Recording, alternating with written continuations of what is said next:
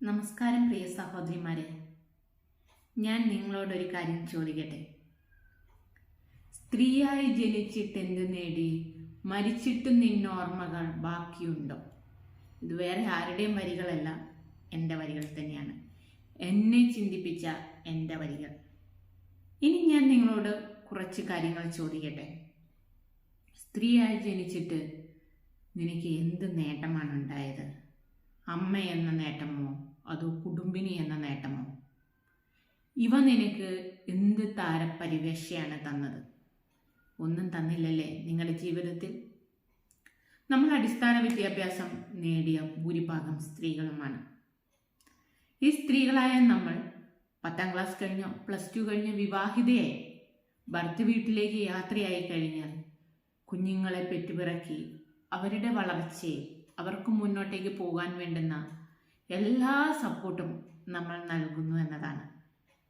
ഈ സപ്പോർട്ട് നൽകുമ്പോൾ ആരെങ്കിലും നമ്മെക്കുറിച്ച് ചിന്തിച്ചിട്ടുണ്ടോ?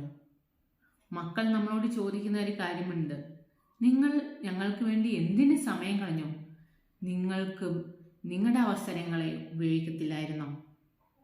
എന്തിനാണ് അത് വേണ്ടാന്ന് വെച്ചത് എന്ന്. ശരിയല്ലേ? ഇന്ന് നമ്മുടെ ഇന്ത്യൻ സംസ്ഥാനത്ത് 63% സ്ത്രീകളും ജോലിയില്ലാത്തവരാണ്, വെറും വീട്ടമ്മമാരായി കഴിയുന്നവരാണ്. എന്തുകൊണ്ടാണ് ഇങ്ങനെ ആയിപ്പോയതെന്നല്ലേ? നമ്മുടെ പാരമ്പര്യം നമ്മളെ അടിച്ചേൽപ്പിക്കപ്പെട്ടിരിക്കുന്ന ഒരു ദൗത്യമാണിത്.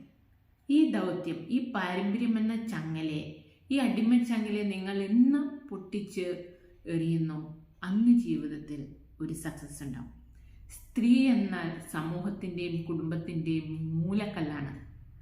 ആ മൂലക്കല്ലായ നിങ്ങൾ നിങ്ങളുടെ ആ ഒരു മൂല്യം മനസ്സിലാകുന്ന സമയത്ത് മാത്രമേ നിങ്ങൾക്ക് വിജയിക്കാൻ സാധിക്കൂ.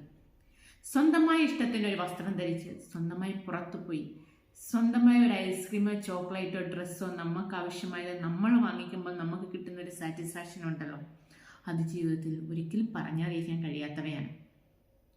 വേറൊന്നും കൊണ്ടല്ല, നിങ്ങൾ മരിച്ചു കഴിഞ്ഞാൽ നിങ്ങളുടെ കൊച്ചുമക്കളോ നിങ്ങളുടെ മക്കളോ ഇങ്ങനൊരു അമ്മയുണ്ടായിരുന്നു എന്ന് ചിന്തിക്കും. പക്ഷെ വരും തലമുറയ്ക്കും നിങ്ങൾ പ്രചോദനമാകണമെങ്കിൽ നിങ്ങൾ അടിസ്ഥാന വിദ്യാഭ്യാസം നേടണം. ഒപ്പം നിങ്ങളെ മക്കളെ വളർത്തുമ്പോൾ നിങ്ങളുടെ ബുദ്ധിമുട്ടുകൾ കണ്ടറിഞ്ഞ് വളരുന്ന മക്കളായിരിക്കണം. നിങ്ങൾ മക്കളെ വളർത്തി, എല്ലാവരും അമ്മമാരായ കുഞ്ഞുങ്ങളെ വളർത്താൻ വീട്ടിലിരിക്കുന്നു, തങ്ങളുടെ തൊഴിലും വിദ്യാഭ്യാസവും എല്ലാം ഉപേക്ഷിച്ച്, അല്ലെങ്കിൽ കിട്ടിയ ജോലി പോലും ഉപേക്ഷിച്ച് നമ്മൾ മക്കളെ വളർത്തുന്നു. ആ മക്കൾ എന്ത് നേടി? നിങ്ങൾ ഉപേക്ഷിക്കപ്പെട്ട ജീവിതത്തിൽ ബാക്കിയായ കയ്യാലപ്പുറത്തെ തേങ്ങ പോലെയായി പല മക്കളും, അല്ലേ? എറിഞ്ഞത് ചിലത് കൃത്യമായി കൊണ്ടു, ബാക്കി പലത് പാഴ്വസ്തുവായിട്ട് നമ്മളെപ്പോലെ തന്നെ ദുഃഖവും ദുരിതവും അനുഭവിക്കുന്ന ജീവിതം പേറുന്നു. ഇവിടെ നമ്മൾ കാണിച്ചു കൊടുക്കേണ്ട ഒരു കാര്യമുണ്ട്. ഒരു കുഞ്ഞിന് 3 വയസ്സാവുന്നവരെ അമ്മയുടെ പരിപാലനം മതി. അത് കഴിഞ്ഞാൽ അമ്മയ്ക്കൊപ്പം അമ്മയുടെ കഷ്ടപ്പാടുകളും ബുദ്ധിമുട്ടുകളും കണ്ട കുഞ്ഞ് വളരട്ടെ. നിങ്ങൾ ജോലിക്ക് പോ, നിങ്ങൾ കുടുംബത്തിലേക്ക് അടിസ്ഥാനപരമായ ഒരു വരുമാനം ഭർത്താവിനെ സപ്പോർട്ട് ചെയ്യുന്ന രീതിയിൽ കൊണ്ടുപോവാ. അപ്പോൾ അപ്പനും അമ്മയ്ക്കും ഒപ്പം ആ കുഞ്ഞുങ്ങളെ നിങ്ങളുടെ ജോലിയിൽ പങ്കാളികളാക്കുക. നിങ്ങൾ ചെയ്യുന്ന കുടുംബത്തിൽ നിങ്ങൾ ചെയ്യുന്ന പല കുഞ്ഞു കുഞ്ഞു കാര്യങ്ങളും അവരെ ഏൽപ്പിക്കുക. അവരും ഉത്തരവാദിത്ത ബോധമുള്ളവരാകട്ടെ, നിങ്ങളെ കണ്ടവർ വളരട്ടെ, നാളത്തെ സമൂഹത്തിന് അവർ മാതൃകയാകട്ടെ. ഇത് ഇന്ന് ഞാൻ നിങ്ങൾക്ക് ചിന്തിക്കാൻ തരുന്ന ഒരു ചിന്താവാക്യമാണ്. സത്യമല്ലേ? നമ്മൾ മക്കളെ വളർത്തിയിട്ട് എന്ത് നേടി? അവർ ചോദിക്കുന്നു, ഞങ്ങൾക്ക് വേണ്ടി നിങ്ങളുടെ സമയം എന്തിനു വേസ്റ്റ് ചെയ്തു എന്ന്. ആ വേസ്റ്റ് ചെയ്യുന്ന ഈ സമയത്തെ നിങ്ങൾ നിങ്ങളുടെ അവസരങ്ങളായി ഉപയോഗിക്കൂ. സ്ത്രീക്ക് ഒരുപാട് കഴിവുകളുണ്ട്. ആ കഴിവുകളെ അവൾ എന്ന് ഉയർത്തുന്നു, അല്ലെങ്കിൽ അതെന്ന് തിരിച്ചറിയുന്നു, ഞാനാണ് മാണിക്യം എന്ന ആ മാണിക്യത്തെ തിരിച്ചറിയുന്ന നിമിഷം അവൾ വിജയിച്ചു തുടങ്ങി. ഇനി നിങ്ങളുടെ മുന്നിൽ വരുന്ന ഏതൊരവസരത്തെയും അത് നല്ലതാണെന്ന് തോന്നിയാൽ ആ അവസരത്തെ നിങ്ങൾ ഉപയോഗിക്കൂ. ഇന്ന് ടെക്നോളജി വളർന്നു, അതിവേഗം ഫ്രീലാൻസിങ് വർക്കുകളൊക്കെ ഇഷ്ടം പോലെ നമ്മുടെ മുന്നിൽ എത്തിയിരിക്കുന്നു. ടെക്നോളജിയെ പഠിച്ച് അവയെ നിങ്ങൾ പൂർണ്ണ ബോധ്യത്തോടെ ഉൾക്കൊള്ളൂ.